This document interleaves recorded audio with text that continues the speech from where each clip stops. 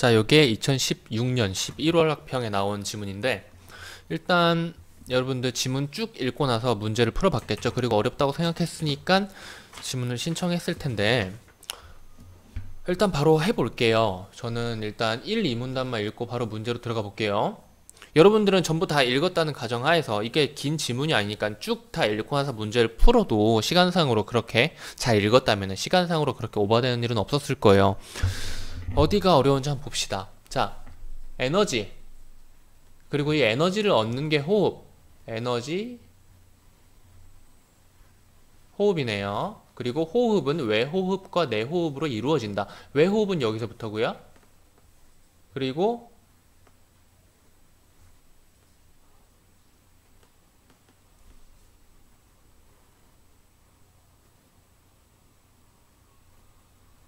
여기서부터가 내호흡이네요. 그쵸?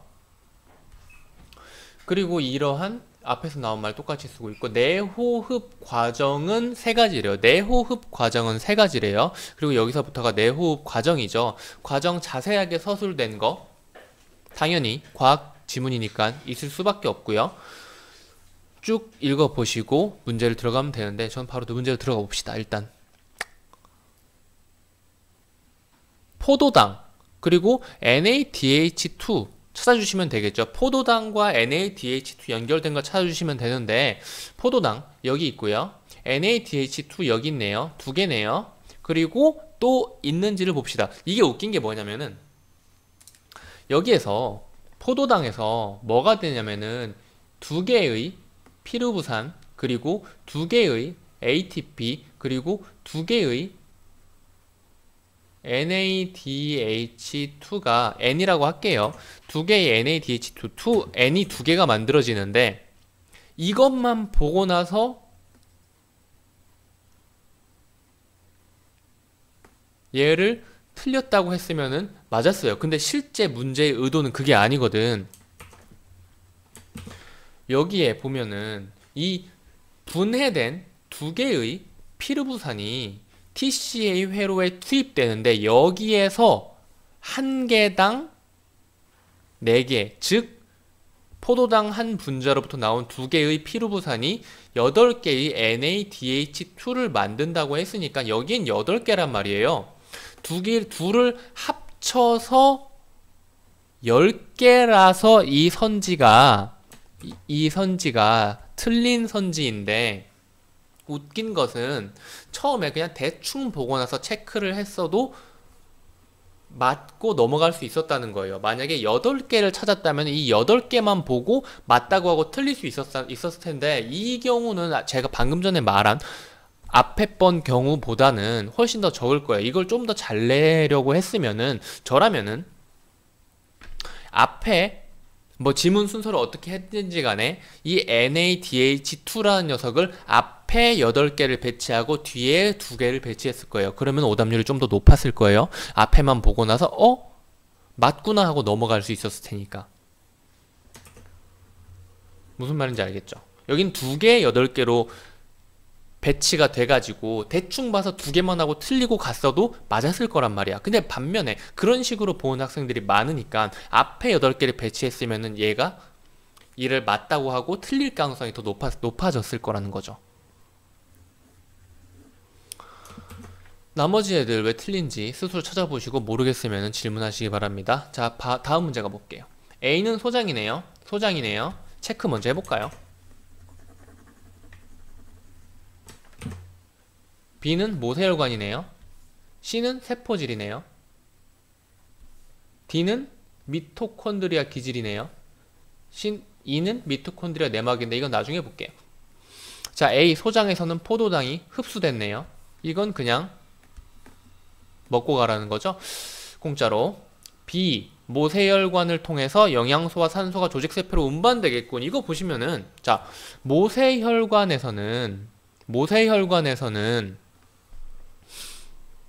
산소는 일단 들어와요.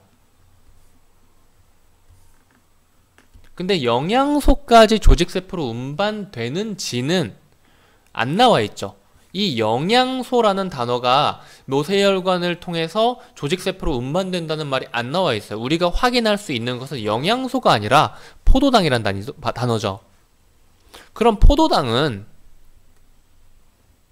영양소인가라는, 그러니까 의심 많은 학생들은 포도당은 영양소인가라는 고민도 해봄직한데, 그러면은 이 포도당이 아무리 봐도 근데 영양소 같단 말이에요?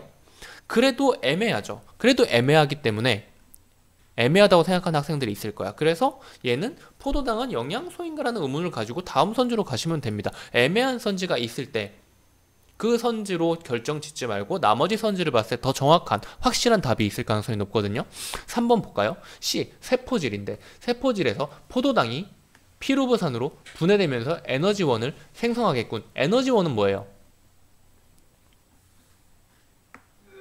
에너지 대사에 매우 중요한 역할을 하는 ATP. 얘가 에너지원이겠네요.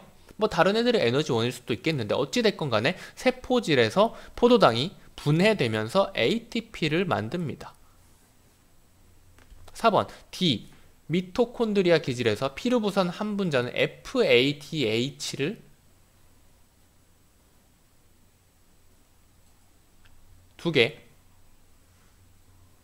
ATP는 두 개를 생성하겠군이 아니라 얘는 두 개의 피루부산이죠. 그리고 요 부분이 한 개의 피루부산이죠.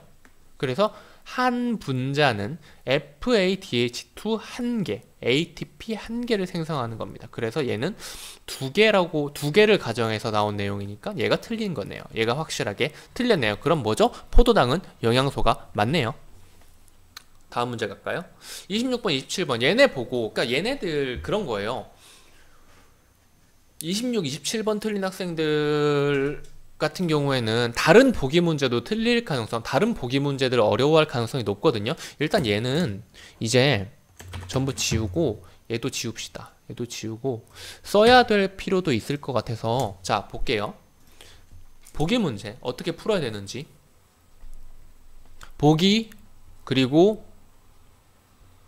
줄글 문제 26번 추론이죠. 27번 이유 요것도 추론이에요.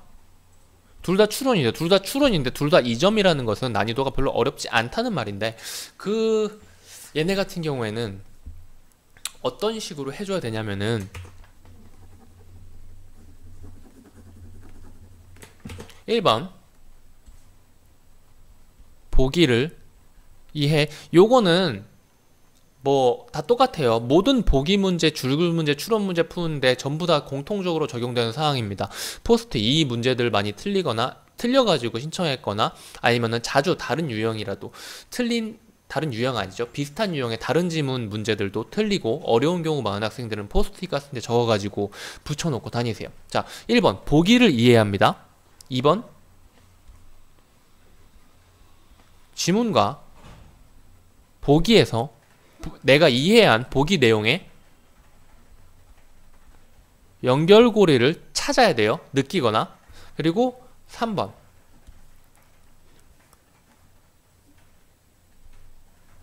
요걸 통해서 선지를 찾아내고 답을 찾아내고 뭐 안 좋은 선지?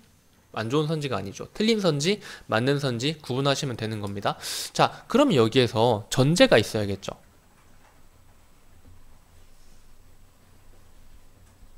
지문 이해인데 사실 이 지문 이해 같은 경우에는 사실 조금 실력이 늘어날수록 지문을 완벽하게 읽지 않아도 그 내용들에 대해서 감을 잡게 되거든요. 그래서 처음에는 조금 어렵다라고 생각되면은 당연히 지문도 꼬박꼬박 다 읽으면서 문제를 풀어줘야 돼요. 그러면서 실력이 늘어날수록 스스로 좀 느끼는 겁니다.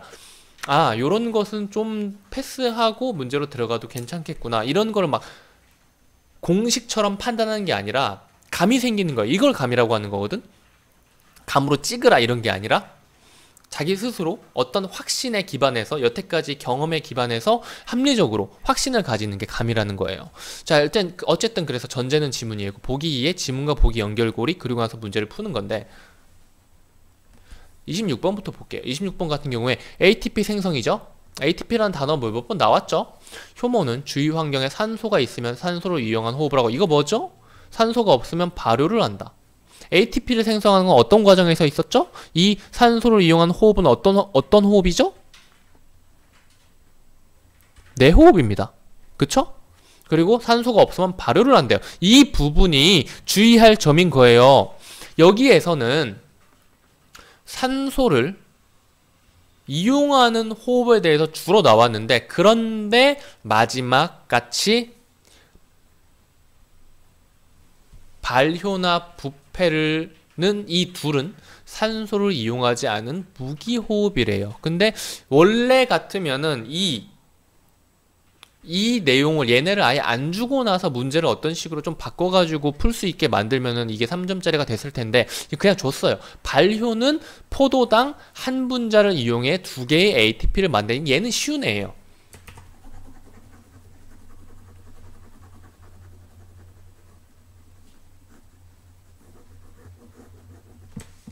자,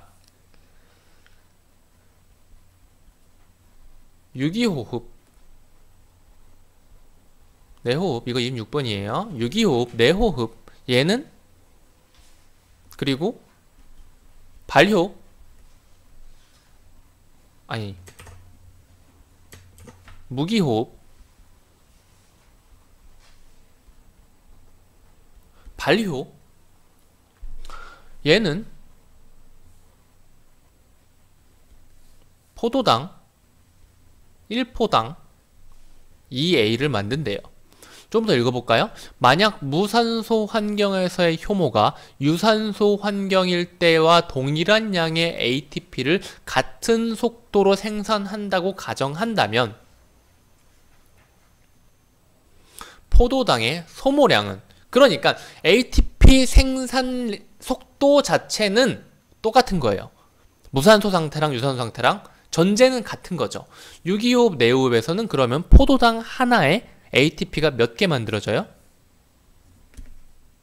38개죠.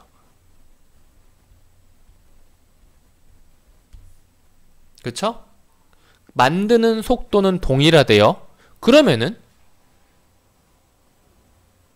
포도당의 소모량,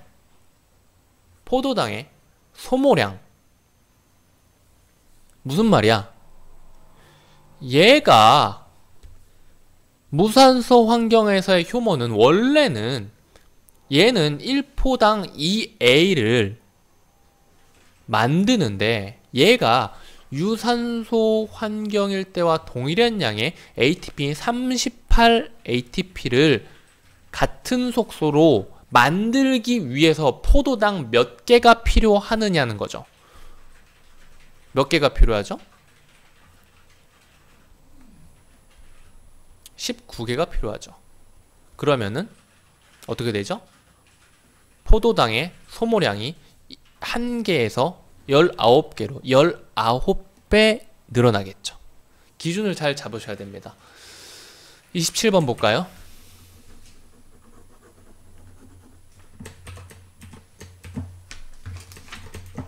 27번. 얘는 뭐죠?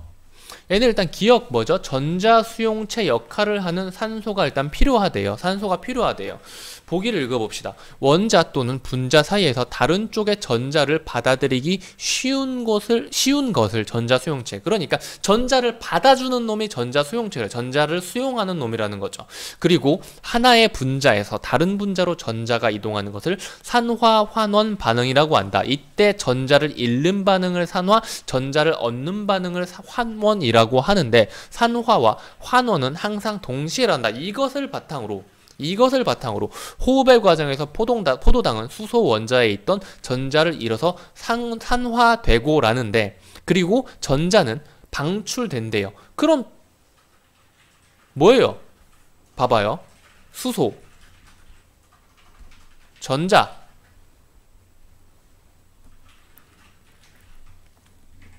얘가 나가는 것이 뭐예요?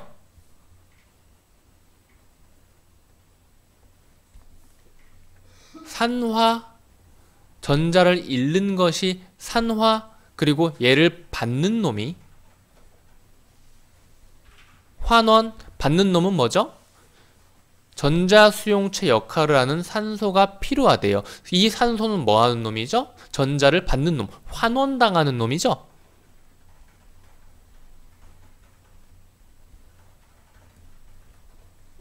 나머지 부분을 안 읽었어도 문제가 풀립니다. 자, 그래서 이 전자수용체는 왜 필요하느냐? 수소에서 나온 전자, 산화되는 수소에서 나온 전자를 받아서 환원되기 때문입니다. 환원되어야 하기 때문입니다.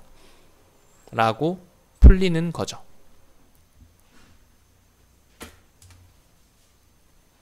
이렇게 다 풀어봤어요. 사실 아까 제가 방금 전에 풀었던 25번 문제 있죠. 기형 얘 A, B, C, D 나온 거. 그것보다는 이런 유형 애들이 3점에 조금 더 어울리는 애들이에요. 생각을 좀 해줘야 되거든. 보고 찾는 게 아니라. 그런데 이렇게 생각하는 것들은 사실 제 강의 열심히 들으면서 보기 문제 같은 경우에는 스스로 생각하는 거, 스스로 머리 짜가지고 푼 것보다 사실 강의 들으면서 공부하는 게 훨씬 더 좋을 때가 많거든요. 어려운 문제는 생각 잘하는 전례를 좀 보면서 공부를 해주셔야 돼요. 그래서 보기 문제 같은 경우에 잘 안 풀리면 강의 신청도 하시고, 질문도 내가 이렇게 생각을 했는데 잘 생각했느냐 물어보는 질문도 해주시면은 금방 실력이 늘 겁니다. 여기까지 할게요.